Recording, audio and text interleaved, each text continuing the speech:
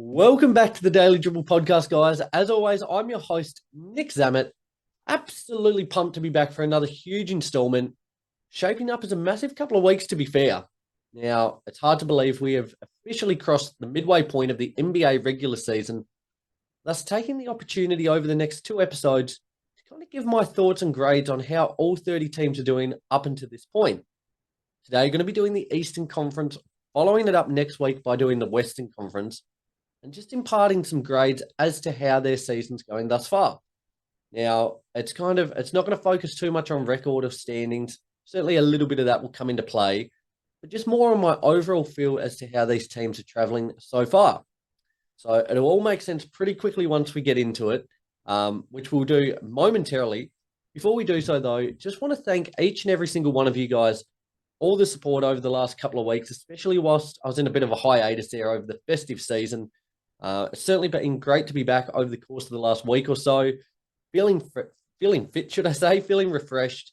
I'm very, very thankful for all the continued support of not only the show, watching it on Apple Podcasts, Spotify, if you're watching this one on YouTube, but also all the support and engagement on the socials, Facebook, Instagram, YouTube, Twitter, TikTok.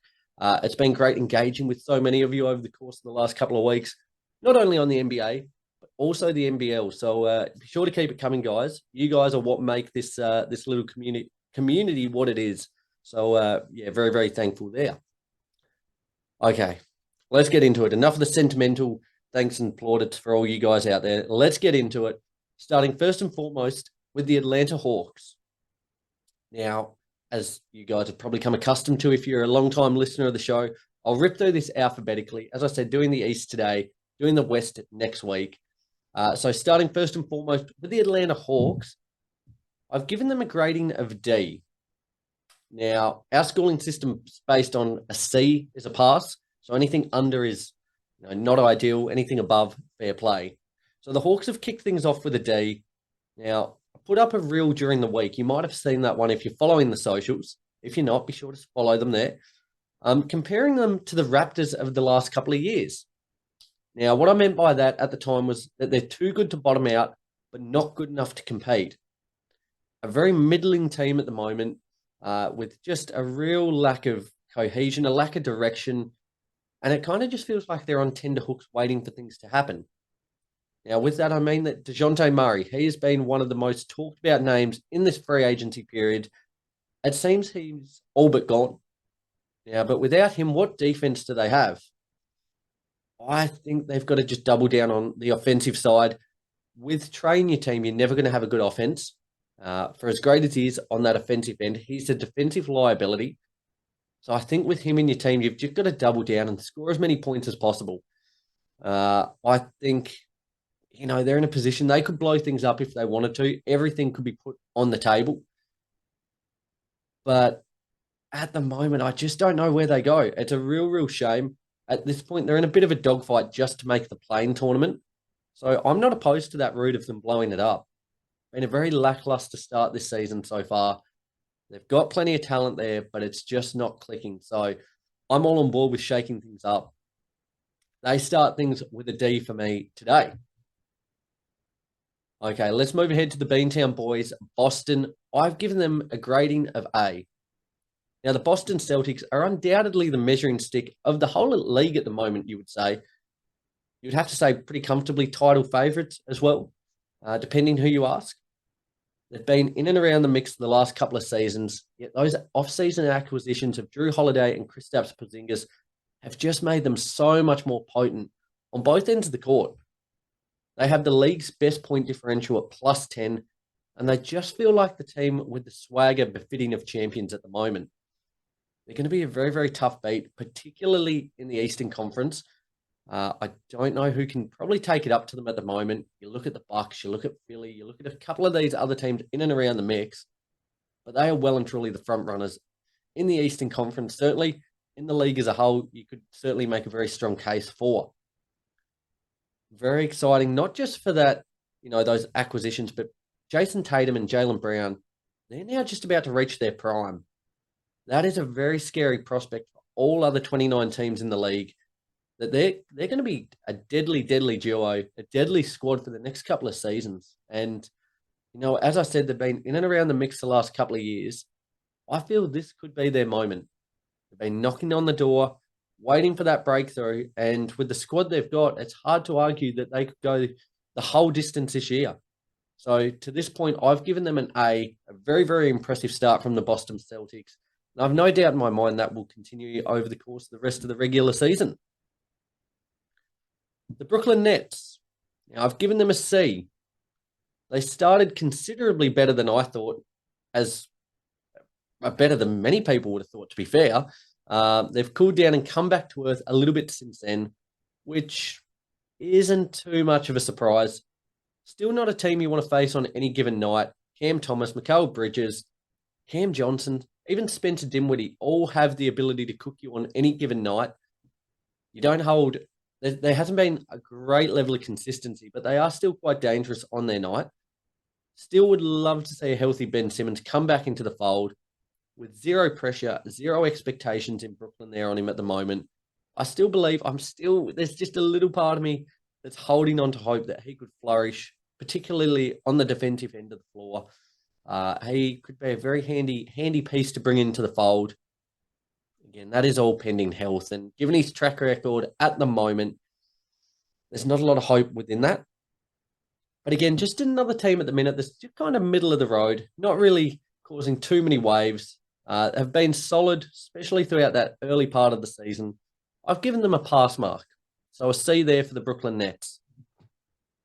Let's move ahead to the Hornets. I've given them a D grading. For Charlotte, the expectations were very, very low coming into this season, with really the only exciting, real bright spark there being LaMelo Ball. Now, he's averaged nearly 25 points, 5.5 rebounds, 8 assists, which is fantastic when he's on the court. Yeah, actually being on the court isn't always a given. Now, he's played just over a tick of 20 games this season, and last season, across the entirety of the regular season, only played 36. Now, you can put up all the stats in the world. It looks fantastic in the box score column. But if you're not doing it on a night-in, night-out basis, you're only playing a handful of games across the season, what does it really count for? Outside of LaMelo, should I say, this team has very, very little to look forward to. With the acquisition of Kyle Lowry very recently there, moving on from Terry Rozier, just hoping he can bring a little bit of experience, a little bit of championship pedigree to install a little bit of belief and an intent with this team. At the moment, they seem content losing, which, regardless of if you're going for the lottery or whether you're, whatever your situation is, as a professional athlete, your mentality should be to win. At the moment, they're lacking that. Hopefully, Lowry can instill a little bit of that into this very young squad, but I've given them a D. So, not a lot of exciting things happening there in Charlotte at the moment. Lee, I hope for your sake you're, finding some enjoyment in watching LaMelo when he's on the court. Because outside of that, Brandon Miller's been okay. PJ Washington back in the fold. There's not a lot to look forward to there in Charlotte at the moment. I'll push ahead to the Chicago Bulls. I've given them a C+. After a very miserable start, the Bulls are actually fighting harder than many would have expected. Less than ideal that Zach LaVine set for another sideline stint once again. Yet this opens up more opportunity for some of these other players, in particular Kobe White and Pat Williams, just to elevate their game. Both have been better as of late. I still think there's, the players to move on from LaVine, and that's still strongly rumoured at the moment. I think we've all seen enough of this iteration of the team to suggest that their ceiling isn't that high. Or not that high, but it's not worth holding on to and kind of persevering with it. But I've been quite impressed with the way the Bulls are going as of late. They've actually got themselves into a respectable position there in 9th at the moment. Again, should they make the play-in playoffs, all things going to plan, I think they'll be nothing more than first round fodder. But glad to see them actually putting in a little bit of fight as of late. So well done to the Chicago Bulls. Moving ahead to the Cleveland Cavaliers. Now, I've given them an A-. Loving what I'm seeing at the moment from the Cavs. Arguably flying under the radar. One of the form teams of the competition, undoubtedly. put up something last week, just kind of highlighting that a little bit more. But what they're doing without Evan Mobley, without Darius Garland, two of their heavy hitters, they just continue to roll on. Donovan Mitchell, Jared Allen, arguably, who I said last week, playing some of the best ball of his career. They're not a team to take lightly in the postseason. Getting great contributions from Georges Niang, Sam Merrill, Tristan Thompson before his little misdemeanor there. But a lot of blokes stepping up, Karis LeVert as well, in that sixth man role. They're very, very formidable at the moment, and that's without Garland and Mobley. Once those two come back, I tell you what, they're a dark horse to take out the East. In a 7-game series, they are going to be extremely fun to watch, doing tremendous things in the regular season thus far. I've given them an A-. The Detroit Pistons, they've got an F grading. Now, the Pistons, I wouldn't put your hands up for Detroit if I was you. Didn't expect a lot this season, but they're on track for a historically bad regular season. Now, they already had a record-tying 28-game losing streak a couple of weeks ago. And to be honest, since then, things haven't gotten that much better. Currently bottom of the East there with a 5-40 record. It's just a shame. They've had an ability to be in a lot of these games, but it's just lacking that killer instinct to actually get them over the line. In the 1972-1973 season, the Philadelphia 76ers finished with a record of 9-73. At the moment, the Pistons are on track to do worse than this. That's pretty horrific. 9-73, as things currently sit, 5-40 the Pistons there. Wouldn't be surprised to see another record broken this season. And to be honest, for me, it's a shame. I love Cade Cunningham. I think he's had a great season individually. Yet even his best efforts haven't been enough to carry this team to even a couple more wins. They're just a very, very bad team. It's going to be a long, slow burn with the Pistons. But, at the moment, they're just historically bad. Nothing else to say. F grading for the Pistons. Start looking ahead to next season already. The Indiana Pacers, they receive a B grading from me. Really have built well off the back of their incredible improvement last season. Have the league's best offense and have the best offensive rating in NBA history at the moment, which is just a testament to their run and gun style of play. They've not been content with those improvements either, which I like, which you've made throughout the first half. Just the other week, went and acquired Pascal Siakam from the Toronto Raptors. Makes them a serious threat within the East, I believe, as well. At the moment, they're kind of in that, just holding on to a playoff spot, currently 6th, the 26-20 record. But by adding Siakam, it just signals, as I said, their intent to actually be a heavy hitter within the East. Halliburton's an absolute star. I couldn't be any higher on him if I tried. Out at the moment with a little injury, but he's averaged 23.5 points, 4 rebounds, and a league-leading 12.5 assists per game. He's undoubtedly the man to guide them for the next decade. I'm very excited about this team. I'm excited to see what noise they can make in the playoffs. And again, somewhat like the Cavs, they're not a team I would want to face in the 7-game series. You're going to have to play some incredible defense or play some incredible offense just to keep up with them. A very scary prospect there, the Pacers. Miami, I've given a B-. Overall, if you're a Miami fan, I think you'd be pretty happy at the moment. They've struggled with their fair share of injuries throughout the first half of the season, yet has been the case for the last however many years, heat culture, they find a way to win. They've just made the acquisition of Terry Rozier from the Charlotte Hornets, which I love. Gives them another offensive weapon who can catch fire in a hurry. Very similar to Duncan Robinson, to Tyler Hero. I think that's a really savvy bit of business there. Only giving up a first-round pick and Kyle Lowry. Very, very well done, I think, on that front. Rookie Jamie Jaquez Jr. is having a great campaign as well, averaging 14 points, 4 rebounds, 3 assists.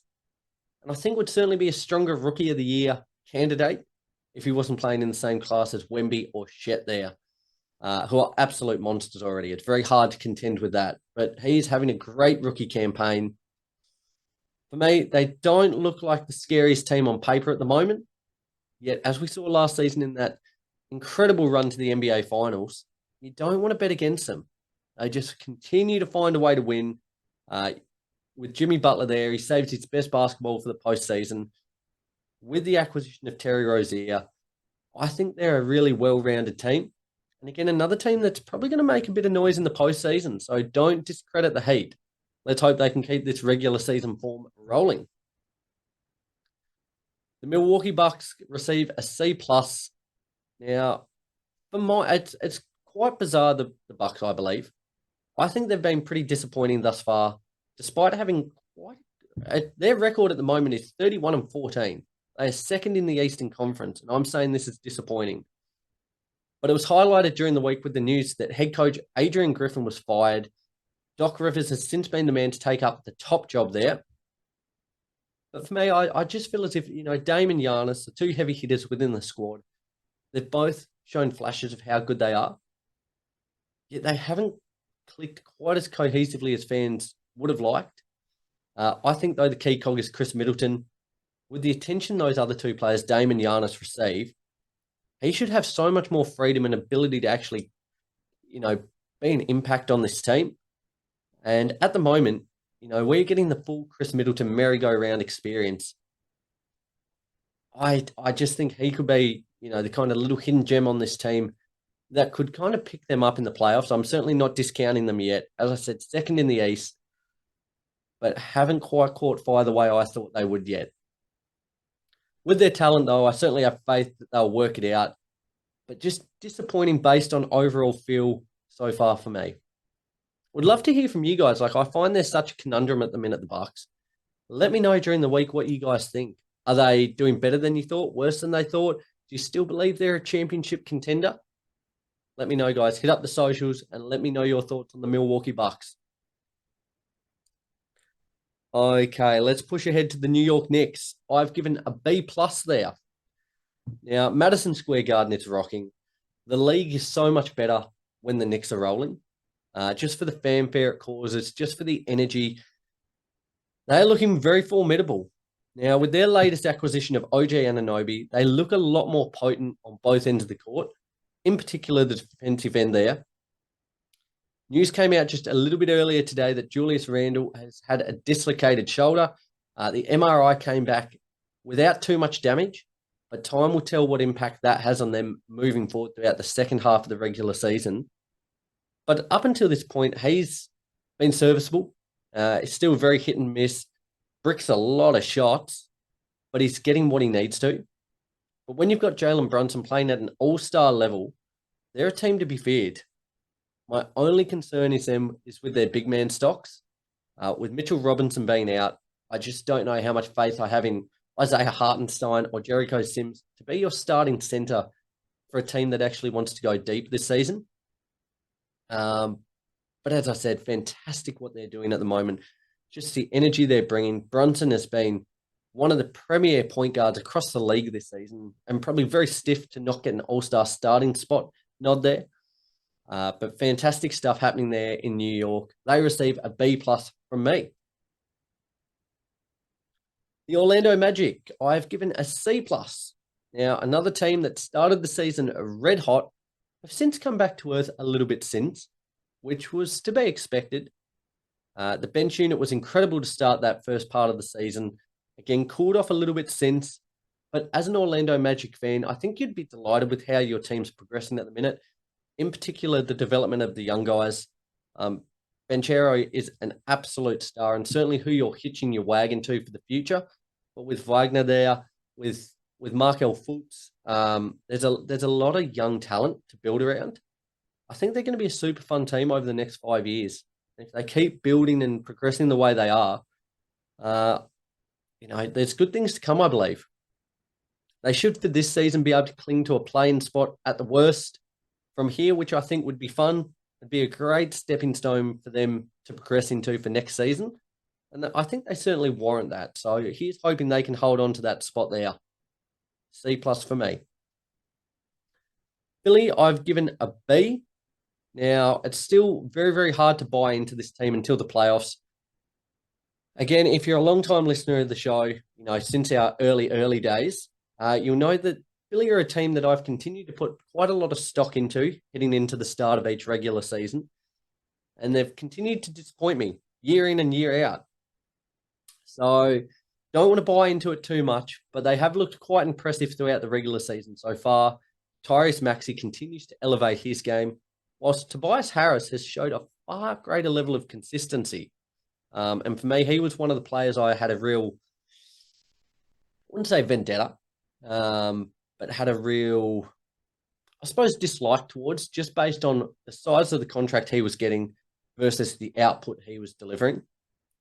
He's since started to bridge the gap between the two, which is fantastic for him. It's great. It takes him off my shit list. So well done there, Tobias. But really, this team's going to go as far as Joel Embiid will take them. On track at the moment for another MVP award, you would say, probably the clubhouse leader at this point in time. He just needs to stay healthy. And, I think the sky is the limit for this team. He is that good that he could carry them to an NBA championship.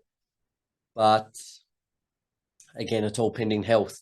He needs people to come along with him, and he needs to find on-court rhythm and routine and consistency and minimize the actual injuries he sustains. If they do, I think Philly, they would be disappointed, I think, not to make the Eastern Conference Finals. That should be their low watermark. But throughout the regular season so far, they receive a B. There's 13 down, guys. 2 teams to go. The Toronto Raptors receive a D+ for me. Now, they finally, over the last couple of weeks, offloaded Pascal Siakam and OG Anunoby. Well done for actually embracing a direction. Yet, I still think these moves, should I say, were 12 months too late. Given what they got in return there, the notable pieces are RJ Barrett, Manuel Quickley, a couple of pieces there from the Pacers for Siakam, Bruce Brown. I think they could have got a lot more 12 to 18 months ago, or even 6 months ago for that matter. They've started the season very poorly, and even since these moves, I don't think it's actually benefited them too much. Again, I kind of compare them still to the Atlanta Hawks, a team that's probably just a touch too good to bottom out, but not good enough to really make too much noise in the postseason. At the moment, they're currently 12th. They're 2 games back of Atlanta. They're in 10th for a play-in spot with a 16-29 record. I'm quite excited by that young core that they're building there with Scotty Barnes, RJ Barrett, Emmanuel Quickley. It should be quite exciting, but I just don't think they're good enough to really compete this year. Disappointing though, but I'm proud of the fact that they finally pulled the pin and got rid of these 2 big stars. Probably not for the value I would have liked, but nevertheless, they've actually made the choice to do something about the position they're in. So, yeah, excited to see how the second half of their season plays out, if they can kind of surprise me and make some noise, or if they'll kind of fade away for this season. I've saved the best till last, or arguably one of the worst till last. The Washington Wizards. They receive an F+ for me. Bad. Just a bad team indeed.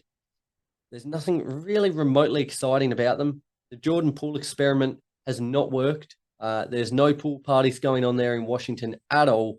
He has the league's worst plus-minus across any player within the league. I think it's, like I read it the other day, it's minus like 350 or something absurd. They're just in really ordinary shape at the moment. I don't really know where they go from here. At least with the Pistons, there's some exciting young players. Killian Hayes, Cade Cunningham, Jalen Duren.